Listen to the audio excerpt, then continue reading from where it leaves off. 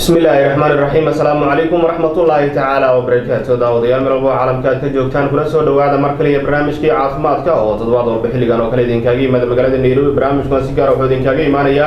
isbitaalka International Health Center oo ku yaala xaafadda Soomaalida ee degta isbiga soo jeedka Hotel Moonlight wadada 12 daqiiqo koowaad ee isbitaalka ku yaala waxaana shaqeynaya 24 saacadood iyadoo lagu soo kordhiyay qalabyo daaweyn ay keenay wadanka Jarmalka qof walba oo istakaarka caymiska inuu soo gaari karo isbitaalka International Health Center oo ku yaala xaafadda Soomaalida ee degta isbiga soo jeedka Hotel Moonlight wadada 12 ahna kool gala dhaqaatiir kala duwan oo warkacay dhaqtarka caanka Dr. Ali Muxuu Aways oo ku taqasusay cudurada guud gaar ahaan cudurada uu ku jirta dhaqtarka oo barateen inuu ka soo shaqeeyo wadamada Ingiriiska iyo Jarmalka sanadadii ugu dambeeyay ka howlgaliyay isbitaaladiisa ku yaala magaalooyinka Garowe, Muqdisho iyo Nairobi oo iminka uu ka howlgalayo ayaa waxa ay halkan diyaar ugu yihiin in ay ka qabtaan baahiyaha gaarka sidoo kale isbitaalka International Health Center qaybtiisa magaalada Muqdisho oo shaqeynaya waxaana ku yaala degmada Boondheer dhabarka dambe wasaaradda boostada isgaarsiinta halkaasi oo aad kala xiriiri kartaan taleefanada shaashada ee kaga muuqda qof walba ku sugan gobolada dalka Soomaaliya gaar ahaan magaalada Muqdisho dabcan way u fududahay inay gaaraan isbitaalka ku yaala magaalada Muqdisho oo ka howlgalaya dhaqaatiir kala duwan oo warkacaya Dr. Sharmaake sidoo kale dadka doonaya inay la kulmaan dhaqtarka caanka Dr. Ali Muxuu Aways oo ku sugan gobolada dalka Kenya gaar ahaan magaalada Nairobi way soo gaari karaan isbitaalka International Health Center qaybtiisa magaalada Nairobi oo ku yaala xaafadda Soomaalida ee degta isliika soo jeedka Hotel Moonlight wadada 12 daqiiqo koowaad isbitaalka ku yaala waxaana shaqeynaya 24 saacadood iyadoo isbitaalka shaqaalihiisa ay mar walba diyaar ugu yihiin halkan inay ka faqtiraan baahiyaha gaarka barnaamijka toddobaad walba xilligan oo kale waxaan ku soo qaadanaa mowduuc gooni ah oo haddii ay fakaraha noqdaan waxaan uga hadli doonaa simanka iyo dhabarka cudurada ku dhaca oo dhakhtarku inoo sharaxi doono goordhow haddii ay fakaraha noqdo balse intaan ugu gudagelin barnaamijka doctor soo dhaweeyo marka barnaamijka caafimaadka bismillaahi raxmaani raxiim cabdullaahi aad iyo aad baan kugu mahadcelinayaa marka xigta waxaan rabaa inaan u mahadceliyo Somali Cable shaqaalaheedii madaxdeedii inaan iraado aad iyo aad baad mahadsantihiin fursadan wanaagsan aadna siinaysaan aan ummadda Soomaaliyeed wacyigelin ama talo dhakhtar aan ku siinayno marka xigta waxaan rabaa inaan salaamo bulshada Soomaaliyeed meel kasta ay joogaanba adduunka dacaladiisa waxaan leeyahay horta assalaamu calaykum waraxmatullaahi wabarakaatuh khaasatan reer Kenya oo waqti xaadir aan la joogo ayaan si qaas u salaamayaa assalaamu calaykum waraxmatullaahi wabarakaatuh وعليكم السلام ورحمة الله تعالى وبركاته هذه أنا عادي أدوم عن سنتها مرة بوقت جاي غالي أو برامج هنكون ستة عافمات عادوا سياسة الدينار الصومالية أنا قد داوني أدون كذا على ديسا ووقت جاي غالي أنا مرة بوقت الصبح سو هاي قد داود يالي يروح داوني سام برامج عافمات كقريبي ولا برامج كاي الله سعوتان أو صباح بحلي كانوا كانوا كاجي ماذا مقالة نيروبي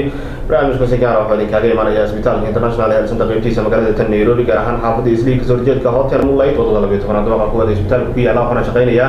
أبري لواتك ساعدود يدو لكسو kordhiyay qalabyo daaweyn ay keenay wadanka Jarmalka qof walba haysta kaarka caymiska inay tahay inuu soo gaari karo isbitaalka International Health Center qaybtiisa magaalada Nairobi waxaana ka howlgalaya dhaqaatiir kala duwan oo warkacaya dhaqtarka caanka Dr. Ali Muxuu Aways oo ku taqasusay cudurada guud gaar ahaan cudurada uu ku jirta dhaqtarka oo barateen inuu ka soo shaqeeyo wadamada Ingiriiska iyo Jarmalka sanadadii ugu dambeeyay oo ka howlgalaya isbitaaladiisa ku yaala magaalooyinka Garowe, Muqdisho iyo Nairobi oo iminka ku sugan yahay sidoo kale isbitaalka International Health Center qaybtiisa magaalada Muqdisho oo shaqeynaya iyadoo halkaasi ay ka howlgalayaan dhaqaatiir kala duwan oo warkacaya Dr. Sharmaake wuxuu ku yaala isbitaalku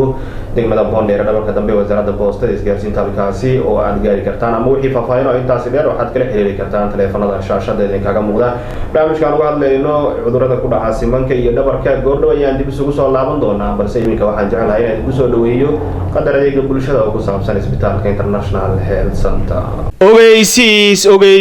ogeysiis ilaah baa wax daweeya dadaalkiisa ma reebna caafimaadkuna waa deeq uu daa'inkeenu baxshe dalowga dhagihiin iyo daloolka maqalkiina degdegiigu amaasho dabuubtayda dhageysta dhammaan bulshooyinka Soomaaliyeed ee ku nool wadanka Kenya waxaan ogeysiinaynaa in dhakhtarka caanka Dr. Ali Muxuu Aways oo ku taqasusay cudurada guud gaar ahaan cudurada uur ku jirta oo in muddo ku maqnaa Soomaaliya uu dib ugu soo laabtay Kenya waxaana isbitaalkiisa International Health Center ku yaala xaafadda Islii gaar ahaan wadada 12 uu fariisan doona 10ka bishan Agoosto iminkana waxa halkaasi ka socota isdiiwaangelinta haddaba horu gaar oo isdiiwaangeli sidoo kale isbitaalka International qaybtiisa Muqdisho waxa ku sugan Dr. Sharmaake oo bedelay Dr. Ali Muxuu fadlan hore u gaar isbitaalka International Health Center qaybtiisa Nairobi ama wixii faahfaahin kala xiriir ciwaanada iyo taleefanada shaashada kaaga muuqda وأجاك داود يالي سونق دون أكثر قيبي هو برنامج كعافيمات كيا داور إنسان أو تطوع بحلي كانوا وكلين كاجي ماذا مقالة نيروبي سكا برنامج كوه هذا كاجي مارا يا إسبيتال كإنترناشنال هيلث سنتر قيبتي سام مقالة نيروبي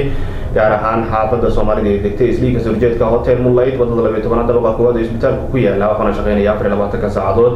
iyadoo lagu soo kordhiyay qalabyo daaweyn laga keenay wadanka Jarmalka waxaana ka howlgala dhaqaatiir kala duwan oo ka caawiya dhaqtarka caanka Dr. Ali Muco oo ku takhasusay cudurrada guud gaar ahaan cudurrada uu ku jirta dhaqtarka aad ugu baratay inuu kasoo shaqeeyo wadamada Ingiriiska iyo Jarmalka oo ka howlgalay sanadadii ugu dambeeyay isbitaaladiisa ku yaala magaalooyinka Garowe, Muqdisho iyo Nairobi oo iminka uu ku sugan yahay oo dabcan aad soo gaari kartaan sidoo kale dhaqtarku wuxuu qorsheynayaa haddii Bakaraal noqdo in mar uu dib ugu laaban doono Soomaaliya gaar ahaan isbitaaladiisa halkaas ku yaala oo uu shaqeyn doono dadka Soomaaliyeed oo mar walba uu shaqeyn jiray sidoo kale isbitaalka International Health Center qaybtiisa magaalada Muqdisho oo shaqeynaya waxaana halkaas ka howlgala dhaqaatiir kala duwan oo ka caawiya Dr. Sharmaake wuxuu ku yaala degmada Boondheer dhabarka dambe ee wasaaradda boostada halkaas oo aad gaari kartaan ama wixii faahfaahin waxaad kala xiriiri kartaan telefoonka shaashada idinkaga muuqda barnaamijka toddobaadkii ugu dambeeyay waxaan qaybaha hore barnaamijka aan uga hadlaynay oo dhaqtarku nagu sharaxayay cudurka corona oo dunida saameyn badan ku yeeshay oo dad badan oo Soomaaliyeedna dabcan aysan ku baraarugsaneyn rajeynayana talooyinka uu bixinayo dhaqtarka Dr. Ali Muco in la qaadan doono oo wax badan laga faa'iido doono haddii Bakaraal noqdo doctor marka la soo dhawow waxaad faahfaahin naga siisaa ama aad noo sharaxda cudurkan corona iyo saameyntiisa iyo maxaa loo baahan yahay baraarug intee leeg ayaa loo baahan yahay in qofku uu yeesho بسم الله الرحمن الرحيم عبد الله مركوبات مر لباد مر سدحات وانكم هاد علنايا آديات مركي حتى وحان ليها عبد الله يو أنك كدالمين أنا أديقبا مركزتين أنك هذا عذر كان كورونا فيروس أما كوفيد 19 عذر كليرادو وأدونك دبعت حوق بدن كوهاية ولبا dadka ugu xoog badan adduunka waa Mareykanka ayaa ugu xoog badan adduunka dhan kastaba ama ha noqoto dhaqaalo ama ha noqoto xoog military asaga ugu xoog badan asaga laftiisu dhibaato xoog badan ku haya ilaa 6 milyan buu maraya hadda oo cudurkaas u taabtay ilaa 200,000 ku dhowdhowaad oo ku dhimatay bal hadda feeri 200,000 de wax yar maaha إلهي أنت صومالي الله كبدبادي مركب عذر كان وعذر دلاء عذر أموالك سنين عذر دبعت بدن ولو مركي هرو وحلو ملينا هاي معركتي أنتو بيل معركتي تذكر دبك بعد واسكبحوا لكن وحل قياسي هذا يونايتد نيشن كوحي قياسي سا لبا سنو إنه جوجي دونو إلا بشا لبا إلا تنكا لبا إلا تنكا إنه جوجي دونو أيا لهوبا والله شاقي marka Soomaaliya waxaan leeyahay horta markaan ku sheegay Cabdullaahi Ingiriiska Mareykanka mataqaan Denmark Sweden Australia Soomaali badan ba ku dhamaatay aad iyo aad fara badan runtii cudurkan ma yaqaan gaal ma yaqaan muslim ma yaqaan cadaan ma yaqaan madow ma yaqaan shiineys ma yaqaan qof kasta ayuu ku dhici karaa haddii aad ka feejignaato aad ka taxadarto aad ka hortagto waad ka badbaadaysaa laakiin haddaadan ka hortagin dhibaataa kaaga imaanaysa weliba hadda waxaan rabaa inaanu sheego ummadda Soomaaliyeed hadda cuseeb baaritaan hadda cusub soo baxday oo saaki soo baxday shalayba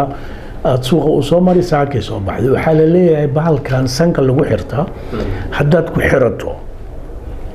aad ku socoto oo aad la kulanto qof qaba cudurka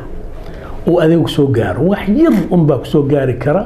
أنت سو جاري جركا دفاع وكجلايا أظن وحبر بقى تعذن أركن لكن جركا دفاع وصميرة وأبد كهرتك في عماد بهليسة مركب معنيه وحوي بحر الكاس على حرته سنكا وإن لحرتها ولبا وحق عصب وريشيرش عصب بارتان عصب ولا سميه وهذا بارتان فربنا بالسميه وحل أوجادي ساعة كذا عن برنامج وصباحي بحر الكاس داد حرته إن بقولكيبا 99% أد كبدباديسو haddii uu kugu dhaco xataa aan dhibaato badan ku gaarsiinayn maxaa dhacay wax yar baa jirkaaga taabanaya intaas ayaa jirkaaga difaac ka galaya laakiin haddii aadan waxba wadanin oo sankaaga uu ku furan yahay oo afkaaga uu ku furan yahay waa dhibaato ka soo gaari karta taas waa hal qodob qodobka labaad oo annaga Soomaaliya danahay aanu farad iyo aad aanu jecelnahay assalaamu calaykum waraxmatullaahi wabarakaatuh gacanta la saaray ka feejignaada السلام عليكم ورحمة الله وبركاته أيكم وناكسن وحكلو أنيجا أن سومالي قاصة وشيء وحن جعلنا على بري ما أنت ماشي عصيتا قريب على القلي نوع ما هذا الله هو ماشي على بوق بالو تجايا مركب ماشي على سكو بوق ولا سدودون كذا هذه دبعتي ويفر بدن إيسا مركب تاس لفتي وإلا وجادا مركب dambe oo ugu dhibka badan waxa waaye bahalkaas maskarka aan la xiranayn iyo aroos annaga waa jecelnahay Soomaaliya haddaan nahay arooska hebelaa guursanaya hebelaa waa la boodboodaya waa la soo imaanaya la isla dhunkanaya hoosta la iska galaya marka taas lafteeda waxaan leeyahay Soomaaliya ka feejignaada arooska lama diidin waa la samayn karaa laakiin kala dheeraada ha u soo dhawaanina waqtiga intaan dhawaan haddii aad soo dhawaanaysaan sankaaga xiro gacnahaagana dhaqo markasto isnadiifi waa intaas Cabdullaahi haddii intaas la sameeyo wax badan ayaa laga badbaadi karaa bal hadda waxaa dhacday 2 week miyaa 3 week ka hor waxaa dhacday diyaarad ay leedahay Greega ayaa mataqaanaa meeshaas waxaa raacay ilaa 90 qof 100 qof miyaa maaqa markaas ay wada furteenoo dhalinyaro la caweeyay dhalinyaro Greega loo socday marka kuwii meesha ka shaqeynayna mayna dhihin xir waxaa qasab ku ah in la yiraahdo xir waxaa lagu leeyahay 39 qof oo kuwii meesha saarnaa ayaa jiraday kulli way jiradeen marka waxaad arkaysaa bahalka la'aantiisa dhibaato ka soo gaaraysa marka iska taxadar ayaan leeyahay ummadda Soomaaliyeed meel kasta ay joogtaba Dr. Aado baan u mahadsantahay arrinta kale la isweydiinayo waxay tahay qofka cudurku ku dhacay oo ka soo bogsaday weli jirkiisa ma ku jira qofkaasi oo cudurkii saameyntiisa iyo dhibaatadiisa weli jirka ma ku jirta Cabdullaahi waa su'aal aad iyo aad muhiim u ah adduunka markii la fiiriyo dad badan ayaa baaritaan sameeyay baaritaanadii la wada sameeyay waxa ilaa hadda la isku raacay qofka ku dhaca cudurka inuu mar labaad u iman karin hadduu yimaadana wax weyn ma arkaayo oo dhibaato badan ma arkaayo waa ninka dhibaato xoog badan gaarsiiyay dada waxa jira 6 week 8 week 3 bilood buu dhulka dhigaya dadna waxa weeyaan 2 week ka bacdi way ka soo bogsanayaan oo ka kacayaan waxayna ku xiran tahay ma yar tahay mise waad weyn tahay oo cudur baad qabtaa mise cudur ma qabtid hadda kaba dhig nin dhiikar qaba ama wadnaha laga haya ama sokor qaba ama lafaha laga haya taan caawa aan ka hadlayno rheumatismka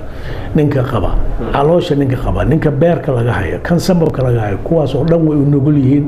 inuu dilo waa dilaa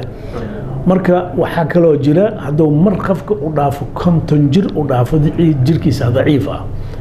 marka waxa waaye markaad aragto mid 30 sano ku jiro ama 25 sano ku jiro markuu cudurka ku dhaco ciyubu ka soo kabsanay ciyubu ka soo celinaya marka jirkiisa fresh ah oo weli yar kan 50 jirka ama 60 jirka ah dhulka u dhiganaya marka jirkiisa daciif ah marka waxaa la leeyahay haddii aad da'a tahay haddii aad cudur qabto wax kastaba ha noqdee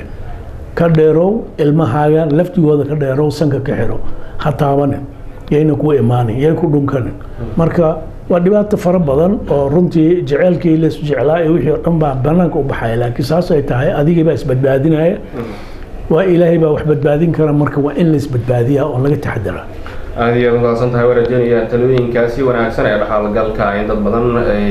daawadeen oo wax badan ay ka faa'iideen oo talooyinkaasi ateysana ay dabcan ay qaadan doonaan haddii bakraal noqdo barnaamijka oo mawduucan caawa barnaamijka aan uga hadlayna ayaan rabaa marka inaan sii guda galno simanka iyo dhabarka bal marka hore faahfaahin naga siiyo cudurro nuucee ayaa ku dhici kara Cabdullaahi aad iyo aad baan kugu mahadcelinayaa markii aan dib ugu soo noqdo su-aasha adiga hadda aad i weydiinayso hore waxaan uga hadalnay 2 program labadaas program oo aan ka hadlaynay waxa la yiraahdaa rheumatoid arthritis iyo arthritis ama osteoarthritis wax la yiraahdo marka rheumatoid arthritis markaan dhahno waa cudur Cabdullaahi ku dhici kara 6 jir ilaa 80 jir kugu dhici kara waa cudur weeyaan oo adiga uu kugu dhici karo cudurkaas duu kugu dhaco aan si dhaqso badan wax looga qaban waa laablaabmaysaa lafihii baa ku qaloocanaya adiga dhan baa qaloocanaya waa tusi doonaa hal mar aan tusi doonaa dadka qaloocday say u egyihiin hadduu alla idmo marka taas waa rheumatoid arthritis rheumatismka loo yaqaan ama Soomaalida tufta ama riixda ay u taqaano waa hal qodobka labaad oo aan hadda ka horna ka hadalnay adiga keensan kara soo u badan yahay maxaa ku keensanaysaa cuntooyin badan hadaad cunto culayskaaga hadduu bato adiga wixii 40 sano ka bacdi ah culeyskaaga hadduu bato cuntadii sida u cuni jirtay 20 jirka markaad ahayd haddaad u cunto alool weyn baa kaa imaanaysa dabo weyn baa kaa imaanaysa jirkaagii marka adigoo lagugu talagalay 60 kiilo ama 65 kiilo 80 kiilo 85 kiilo aad xambaarsan tahay marka lafihii baa culeys saaraysaa marka lafaha maxay leeyihiin jilbaha simanka dhabarka wuxuu leeyahay carjow buu leeyahay carjow saa isu saaran labada laf markay isu saaran yihiin carjow baa ka hooseysa oo u suuragelinaysa inuu laablaabmo haddii kale ma sujuudi karaysid wax ma soo hoos wax ma ka soo qaadan karaysid haddiina jirin kaasaa jira marka saas ay u qalloocan karaan marka carjowgaasaa suuragelinaya jilbahana waa saas oo kale waxaa ugu daran simanka iyo jilbaha ugu daran tan dhabarka weliba haba ahaata laakiin tan jilbaha iyo tan simanka ugu daran iyo lugaha hoose maxaa dhacay de culeyskii oo dhan baa waxaa fuulaya laba qori labadaas maaragtay qori korkii mid iyo mid hoose ayaa carjowgiisa ugu taagan culeyskii markuu yimaado carjowgiiba daqiiq ka dhigaya markaas diiqa uu ka dhigayo oo eber ka dhigayo waa osteoarthritis-ka meeshaas uu ka imaanaya waa hal qodob culeyska sadee waatan markastaanu sheegnaa soomaalida culeyska hal iska ilaaliyo cayilka wax wanaagsan maaha cudurro badan buu leeyahay cayilka wuxuu leeyahay dhiikar wuxuu leeyahay sokor wuxuu leeyahay kansar adii waxyaalo badan buu leeyahay hase ahaato taasu waa tan maaragtay jilbaha marka waxaa kaloo jira cabdulaahiyow cudurkan sokorta iyo dhiikarka iyo wadnaha kan laga hayo beerka kan laga hayo laftigiis osteoarthritis-kaas wuu u iman karaa maxaa dhacay de cudurkan jirkiisa ku jiro oo mar walba infection imaan kara ayaa wax gelaya carjawyada eberow ka dhigaya infectionka laftigiisa waa ka dhigaya maaha keliya da iyo culeys keliya maaha haddaad cudur qabto laftigiisa adoo caata ah ayaan lafihii ka socon karin laftigooda waa dhibaato oo imaan kara osteoarthritis la yiraahdo laakiin waxa la yiraahdo rheumatoid arthritis taasu waxa weeyaan hadduu kugu dhaco qandhaa ku imaanayso lugihii baa bararaya jilbihii baa bararaya simankii baa bararaya ma socon karaysid ma dhaqaaqi karaysid haddii aan wax laga qabanin adoo qandhaysan lafiyoo dhan ku garaacaya deg ya waxaan maqli jiray habra soomaaliyeed oo aan ku arki jiray ma aragti jarmanka dubbaa la haystaa habeenkii oo dhan waa laga garaacayaa dub ya marka dubbahaasaa lagu qaadanayaa habeenkii oo dhan gaw marka waa rheumatism marka haddii xanuunka rheumatismka wax fiican ma aha waa wax aad iyo aad u adag weeyaan marka taas waxa weeye rheumatismka 6 jirka ilaa 80 jirka wuu iman karaa laakiin osteoarthritis-ka haddii aad cudur qabto ilaahay intii muslim ahla ka koriyo cudur haddaad qabto sida dhiikarka sokorta ama beerka ama caloosha ama lafaha ama haddii lagaa hayo osteoarthritis wuu ku iman karaa laakiin badi soomaalida waxay u badan yihiin culeys marka carjawdoo kale ma baaba'daa doctor haddii wax laga qaban waayo dhaqsi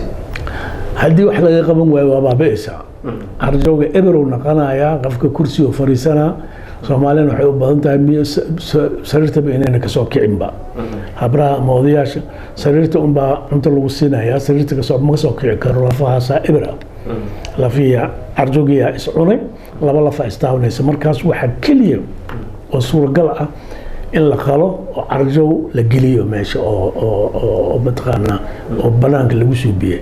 caag in loo geliyo ayay naqanaysaa waa la sameeyaa kuwa badanoo hadda aniga halkaan aan ku arkay indian jiray meeshaa laisoo geliya laakiin ma socon karaan waqti aan loo baahnayn ayaa la sameeyey marka ma waxaa loo baahan yahay cirbad mar walba in la siiyo qofkaas mar kasta looma baahna haddii goor hore laga feejignaado goor hore marka xanuunka aad dareentaba aad takhtar u tagto cirbadooyinaa lagu siinayaa daawaa lagu siinayaa waa ka badbaadaysaa laakiin hal qodob yaanan ilaaw soomaali ma jecla laakiin waa loo sheegayaa horta marka ugu horeysa waxaan leeyahay soomaalida waxayna jecleen baaritaan ma jecla baaritaankana waa kan ugu muhiimsan waxaa la leeyahay calimaco agtiisa baaritaan badan buu ku gelinayaa aniga baaritaan qasab waay waa ku gelinayaa cudurkaagi waa inaan helaa haddii cudurka aan helo waa lagu daweyn karaa ilaah baa dawa leh dawadaada markaasaa la heli karaa laakiin inta mataqaanaa lagaa qaato xoogaa lacag lagaa qaato lagu meermeeriyo lagu yidhaahdo okay daawadaas qaado taadii meeshaada aadan ka dhaqaaqin aad ku wareegato taas aniga igu imaan maysid mana ogoli haddii qofka aan si fiican loo baarin inaan daweeyo mana ogoli mana ogolaan doono marka waxaan leeyahay horta muhiim waxa waaye in la feejignaado markaad cudurka dareento inaad timaado waxaa jira cabdulaahiyow dawo oo jarmanka soo saaray laftigeed oo mataqaanaa carjowga markii uu dhammaado lagu shubayo meesha lagu shubayaa mataqaanaa 5 jeer bidixda jilibka bidixda 5 jeer jilibka midigta 6 bilood ilaa 1 sano waa ordaysaa ka bacdi haddana meeshii baad sidii nolosheedii bilaabaysaa haddana waa soo noqonay marka aad rukun baa iska tahay sanad walba cirbadaasaa soo raadsanaysaa hal qodob waxaa looga badbaadi karaa qalitaanka waa looga badbaadi karaa sanadkii haddii lugaaga ku ordi kartid adoon lagu qalin oo balaayo iyo aynu ku qabsan markii qalitaanka laftigiisa waxa weeyaan waxay ku xiran tahay qofka aqoontiisa leh haddii qof aqoontiisa leh aad hesho problem malaha 2 week gudaheed 3 week gudaheed waa socon kartaa laakiin haddaadan helin hadda dad meeshan aan ku arkayo hindiga kiimid oo kale ma socon karo lugtiiba ibra marka saa daraadeed waxaan leeyahay waxaan jirin male adduunka dawo ilaah baa soo dejiyay dawo way jirtaa ilaah baa dawle laakiin waa wax la daweyn karo haddii goor hore laga wax galo marka waxaan rabaa Soomaalida waliba inaan u sheego ma jecla haddii mar osteoarthritis-kaas uu ku helo rheumatism-ka iska badaaba kaas waa joogta waay osteoarthritis hadduu ku helo oo cirbadooyin lagu siiyo ka bacdi waa inaad dawo qaadataa dawada haddaad dayso cudurku wuu kugu soo noqonayaa marka lafaha ma suuragelayso inta ayaama cirbada lagu siiyo inaad ka bogsato wax suuragelaya maaha daawo oo soconaysa oo mar kasta aad qaadanayso waa inaad qaadataa daawadaas haddaad qaadato waa ordaysaa hadduu alla idmo aad maasantahay wareejinaya taladaasi wanaagsan in dad badan ay waxyaaba badan ka faa'iideen dib ayaan goordhow kugu soo laaban doonaa doctore aad iyo aad maasantahay waqtiga qaaliga aad barnaamijkan kusoo bixisay waa hagaag daawadayaal waxaad daawanaysaa barnaamijka caafimaadka qaybihii dhexe barnaamijka ayaad la socotaan waxauna idinkaga imaanayaa Somali Cable si gaar barnaamijkan wuxuu idinkaga imaanayaa isbitaalka international health center qaybtiisa magaalada Nairobi gaar ahaan xaafadda Soomaalida ee degtay isliika soo jeedka hotel Moonlight wadada 12 dabaq isbitaalku ku yaala waxaana shaqeynaya 24 saacadood iyadoo lagu soo kordhiyay qalbiga daawada ay keenay waddanka Jarmalka qof walba haysta kaarka caymiska ee NHIF soo gaari kara isbitaalka international health center oo ku yaala xaafadda Soomaalida ee degtay isliika soo jeedka hotel Moonlight wadada 12 dabaq isbitaalka ku yaala waxaana ku galaya dhaqaatiir kala duwan oo kacayo doctor Dr. Ali Mucu oo soo ku takhasusay cudurrada guud gaar ahaan cudurrada uur ku jirta doctorka ugu bartay oo soo shaqeeya wadamada Ingiriiska iyo Jarmalka sanadadii ugu dambeeyay oo ku galay isbitaaladiisa ku yaala magaalooyinka Garowe Muqdisho iyo Nairobi oo iminka uu ku galayo qof walba ku sugan gobolada dalka Kenya gaar ahaan magaalada Nairobi dabcan way u fududahay inay soo gaaraan isbitaalka international health center qaybtiisa magaalada Nairobi sidoo kale isbitaalka international health center qaybtiisa magaalada Muqdisho oo shaqeynaya waxaan halkaas ka howlgala dhaqaatiir kala duwan oo kacayo Dr. Sharmaake waxaana uu ku yaala degmada Boondheer dhabarka dambe wasaaradda boostada halkaasi oo aad gaari kartaan qof walba ku sugan gobolada dalka Soomaaliya gaar ahaan magaalada Muqdishona dabcan way u fududahay inay gaaraan haddii ay bakaraal noqdo isbitaalka international health center qaybtiisa magaalada Muqdisho sidoo kale dhakhtarku wuxuu qorsheynayaa haddii ay bakaraal noqdo in mar uu dib ugu laaban doono isbitaaladiisa ku yaala dalka Soomaaliya ee Garowe iyo Muqdisho iyo gobolada kale ee dalka Soomaaliya haddii ay bakaraal noqdo barnaamijka dib ayaa goordhow isugu soo laaban doona haddii ay bakaraal noqdo balse iminka waxaan jeclahay inaan ku soo dhaweeyo qadaradii bulshada oo ku saabsan isbitaalka international health center bishaaro haddaba waa maxay bishaaradaad inoo sidid caafimaadka dunida doctor loogu riyaaqay dadka ay ka heleen miyaadan ogeen in Dr. Cali Mucu Aweys uu isbitaal cusub kaaga furay xaafadda Soomaalida ee degtay Islii gaar ahaan xaafadda 12 Street kasoo horjeedka Hotel Moonlight bismillaahi raxmaani raxiim dadweynaha Soomaaliyeed waxaan rabaa inaan u sheego sanadkan cusub wixii ka bacday in laga helayo Islii xaafadda 12 Street Moonlight Hotel ka horjeedkiisa ninkii danaynayo meeshaas ayuu igu soo booqan karaa daryeel dumar iyo caruurta danyarta midkan waxaysan Dr. Cali baa u jooga ee hamoogan Dr. Cali Mucu Aweys oo ku taqasusay cudurrada guud gaar ahaan cudurrada gala uur ku jirta waxaana goobtiisa caafimaad uu kugu soo kordhiyay qalab casri ah oo wax badan ka qaban doona xaaladda guud ee bukaan jiifka soo gaara isbitaalka Dr. Cali Mucu Aweys Dr. Cali Mucu Aweys oo ka soo shaqeeyay isbitaallo badan oo ku yaala qaaradda Yurub gaar ahaan Jarmalka iyo Ingiriiska waxa uu fududeynayaa dadka bukaanada ee doonaya inay soo booqdaan xaruntiisa caafimaad ee ku taala dalka Kenya inuu u soo saaro fiisaha dalku galka sidoo kale dadka bukaanada ee wax looga qaban waayo xaruntiisa caafimaad ee ku taala magaalada Nairobi wuxuu iyaguna u sahlayaa fiisaha ay ku gaari karaan dalka Jarmalka haddaba wixii faahfaahintaasi dheer kala xiriir ciwaanada iyo taleefanada shaashada kaaga muuqda. hagaag daawadayaal soo noqdo wanaagsan qaybihii dhexe barnaamijka caafimaadka ayaa daawanaysaan haddii aad iminka nagu soo birtay qaybtii hore barnaamijka ay ku dhaaftay toddobaadkan barnaamijka waxaan uga hadlaynaa oo dhakhtarku qaybtii hore barnaamijka ku soo sharaxay sida caadada inoo ahaydna dhakhtarku inoogu sharaxi jiray cudurka koronaha iyo saameyntiisa sidoo kale dhakhtarku waxa uu barnaamijkan uu nagala qaybgelayaa oo aan caawa uga hadlaynaa lafaha oo toddobaadyaddan inoo ahaa taxane gaar ahaan barnaamijka caawa waxaan uga hadlaynaa simanka iyo dhabarka cudurrada ku dhaca oo dhakhtarku qaybtii hore barnaamijka uu inoogu sharaxay haddii ay kala noqdana qaybtan waxaan doonaynaa in dhakhtarka uu tuso muuqaal kooban oo inoo soo diyaariyey barnaamijkuna wuxuu idinkaaga imaanaya isbitaalka international health center qaybtiisa magaalada Nairobi gaar ahaan xaafadda Soomaalida ee degtay isliin kasoo horjeedka hotel Moonlight wadada 12 dabaqa kuwaad ee isbitaalku ku yaala waxaana shaqeynaya 24 saacadood iyadoo lagu soo kordhiyay qalabyo iyo daawooyin laga keenay wadanka Jarmalka qof walba haysta kaarka caymiska ee NHIF-na waa laga aqbalaya halkan uu soo gaari karaa oo lagu daaweynaya haddii ay bukaan noqdo waxaana halkan ka howlgala dhaqaatiir kala duwan oo warkacayo dhakhtarka caanka Dr. Cali Mucu Aweys sidoo kale waxaad kala xiriiri kartaan taleefanka shaashada idinkaga muuqda wixii faahfaahin intaasi dheerna dabcan aad ka heli kartaan oo mar walba halkaasi diyaar idinkugu yihiin shaqaalaha isbitaalka international health center oo mar walba heegan idinkugu ayna idinka qabtiraan bayiin gaarka sidoo kale isbitaalka international health center qaybtiisa magaalada Muqdisho oo shaqeynaya waxaana halkaasi ka howlgala dhaqaatiir kala duwan oo warkacayo Dr. Sharmaake wuxuuna ku yaalaa degmada Boondheer dhabarka dambe ee wasaaradda boostada halkaasi oo aad gaari kartaan ama wixii faahfaahina taleefanada shaashada idinkaga muuqda barnaamijkan Dr. dib u soo laabano qaybtii hore waa noo sharaxday dabcan iminkana waxaan jecelnahay inaad nasto muuqaal kooban oo dabcan aad sida caadada ahayd hadba mawduucan uga hadlayna barnaamijka aad noo soo diyaarin jirtay bal muuqaalkan iyo bal faahfaahin naga sii soo dhow cabdullaahi aad iyo aad baan kugu mahadcelinayaa hadda halkan waxaan rabaa inaan tuso horta marka ugu horeyso sintii waa kan dhabarkiina waa kan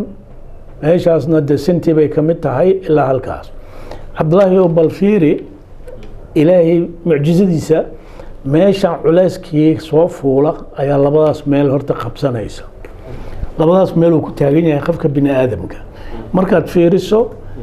runtii lugtaas oo saa u dhaqaaqaysa markasta oo xirgahaas isku hayo xirgahaas unbaa isku haya qofkaas soconaya aad arkayso haddii ayna ahayn ma socon kareen ma dhaqaaqi kareen haddii aad fiiriso waxaas meeshaas carjowgii waa kan carjowgii aan sheegaya oo dhammaankaa ma garatay marka meeshaas labadaas meelo isku dhaqaaqaysa oo xirgahaya keliya ayaa qofka bini aadamka uu ku dhaqaaqaya laftaas ayaa hoos marka loo tago jilibkiiyaa imaanaya jilibkaas ama ruugaga nin walba si u yaqaanba mataqaana ruugagii ayaa waxaan oo dhan culeyskii halkaas soo fuulay oo dhan ayuu qaadaya marka meeshaas haddii ay dhammaato meeshaas haddii osteoarthritis uu galo knorble baa la yidhahdaa af jarmanka waxaan carjowgii weeyaan carjowgaas hadduu dhammaado dhaqaaqii baa yaraanaya marka lugtii ma dhaqaaqi karayso xirgahaas isku haya bendera la yidhaahdaa xirgahaas ayaa meesha isku haya qofkii ma dhaqaaqi karo markii arthritis-ka uu yimaado okay marka cabdullaahi markaad aragto lugta saas waa inay u dhaqaaqdaa markasto hadda waa kan markii meeshii carjowgii u dhammaado saasay u eg tahay osteoarthritis-ka wax la yidhaahdo ama arthritis wax la yidhaahdo halkaas aad hadda aragtay waa markii ay finish tahay oo lugtii ayna dhaqaaqi karin oo wax laga qaban karaa markii heerkaas ay gaarto weliba wax ka qabad ma laha halkan markaa aragtay ninkan dhabarkiiba uu sheeganayaa osteoarthritis-kiyaa galay marka dhabarkaas haddii wax aan laga qabanin marba marka xigta ayuu isqabsanayaa marka adiga waxaad bilaabaysaa inaadan soconin socodkaaga inuu yaraado fadhigaaga inuu bato jiifkaaga ay bataan markii haddii waa socona aad tirahda ama dhaqaaqdo dhabarkiibaa ku xanuunaya marka marba marka xigta ayuu ka darayaa marka marba marka xigta ayaad sii baabi'aysaa marka aad aragto ma sajuudi kartid ma dhaqaaqi kartid marka operationkii waa taas aad arkayso marka operationka intaadan galin waxaa fiican waxaa wanaagsan bal fiiri meeshaas bira la gelinayaa birtaas markii la geliyo wixii oo dhan inta la bixiyo ayaa bir la gelinayaa birtaas ayaad ku soconaysaa dhowdi cabdullaahi waa arkaysaa marka osteoarthritis-ka uu yimaado oo carjowgii uu dhammaado dhagxaan baa ka dhismaya meesha marka dhagxaantaas ka dhisanto laftii maba socon karaysid xanuun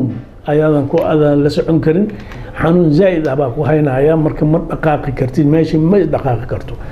waxaa marka ugu dambeyn marka heerkaas gaarta haddaan aragnay qalitaan maana wax kale laga samayn kara ma laha intaadan heerkaas gaarin haddii aad ka cararto cirbadooyinaa jira oo 5 jeer 6 jeer lagu siiyo oo daaweyn haddii lagu siiyo waa ordaysaa oo laftaada way isqabsanaysaa dhaqaaqi yar bilaabaysaa finish haddii mar ay dhaqaaqdana dhagxaantaas ka dhalan mayso intii dhaqaaqba uu jiro ma dhalanayso haddii laakiin dhaqaaqa uu jirin oo aad sugto beriyaan aadayaa beri dambaan aadayaa maalinka xigta aadayaa haddii aad sii sugto marba marka xigta waxaad gaaraysaa inaad dhaqaaqi karin markaas adigoo gaari lagu wado wax lagu qaban karaa alla abuurta ma jiro ilaa qalitaan oo meeshii oo dhan inta la jaro bir la geliyo marka waa dhibaato waxaan waa sheegtay dhibaatadiisa waana rajeynaya dad badan in ay waxyaaba badan ay ka faa'iidi doonaan talooyinkaasi iyo aqoontaasi wanaagsan aad dabcan noo soo gudbisay doctora sidoo kale waxaa la isweydiinayaa haweenka uurka oo kale maadaama culays ay sido hooyada iyada laftigeeda halis ma ugu jirta arrintan cabdullaahi aad iyo aad baan kugu mahadcelinayaa haa way ugu jirtaa laakiin mar kastaaba aniga iyo adiga anagoo wadajir talaab waxaan siinaa dadka uurka leh hala socdaan dhahna dhaqaaq soco marka 7 bilood aad gaarto maalin walba 1 saacadood subaxii 1 saacadood galabtii soco isla mar ahaantii baad waxaad samaynaysaa lafahaagii baad badbaadinaysaa culeyskii maaragtay inkastoo culeyska adiga ku saaran 4 kiilo keliya ay u badan tahay ilmaha markay dhashaan 4 kiilo ugu badan badi laakiin 3 kiilo iyo bar laakiin Soomaalida 3 kiilo iyo bar 4 kiilo lagu dhalaa iyo dadka kaleba martaqaana dadka indhaha yaryar Chinese-ka ayaa 2 kiilo iyo bar lagu dhalaa laakiin Soomaalida iyo gaalada iyo dadkan kale oo dhan 3 kiilo iyo bar ilaa 4 kiilo ay ku dhashaan 4 kiilo wax weyn ma aha laakiin biyaha kugu jira badan biyihii culeyskiisana waad wadaa saadaradeed haddii aad dhaqaaqdo 2 walxad waa kaga hortagaysaa madow mar ilmahaagii oo ku soo wareeganaya sida saxda ah u soo wareeganaya caadi inaad u dhasho anqalitaan iyo balaayo qurun aan lagula imaan marka labaad waxaad kaga badbaadaysaa lafahaagii oo ku badbaada markaad socoto oo dhaqaaqdo aad iyo aad marka weliba dadka dumarka uurka leh weliba waxaan tala ku siinayaa habeenkii cunto ha cunin haddii cuntada aad cunaysana bariiska iyo baastada iyo muufada iyo canjeerada xoogaa yaryaree qudaarta badso marka soo xigtana socodka badi dhaqaaq haddaad dhaqaaqdo oo cuntooyinka aad yarayso waad ka badbaadaysaa haddii laakiin cunto fara badan bariiska iyo aad isku xaabiso